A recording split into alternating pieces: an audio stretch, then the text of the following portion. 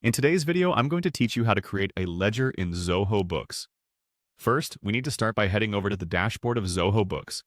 This is your hub for all things related to your finance management and is where we'll begin our task of creating a ledger. Once you're in the dashboard, you'll want to look for the tab labeled Reports. Click on it to proceed. Reports are where you find details about various financial aspects of your business, and this is where we'll be setting up your ledger. Next, in the Reports section, you need to type the word Ledger into the search bar. This helps you quickly locate the various ledger options available within Zoho Books. After typing Ledger, you'll see a list of results. From here, click on General Ledger. The General Ledger is a comprehensive logbook that records all your financial transactions under specific account types, making it one of the cornerstone tasks in managing your finances. Now that you are focused on the General Ledger section, it's important to understand what this feature does.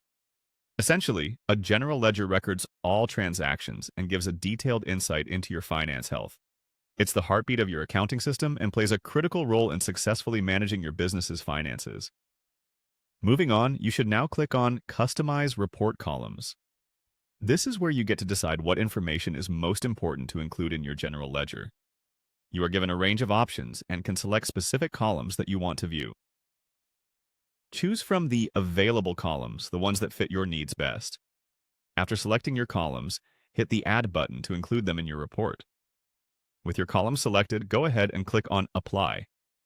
This will update your general ledger to reflect the customizations you made, enabling a more tailored view of your financial data. Next, look for the More Action menu. Click here to access additional functionalities. From this menu, select Save as Custom Report.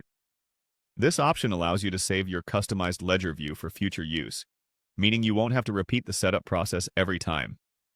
Once you've decided to save your custom report, click on Next.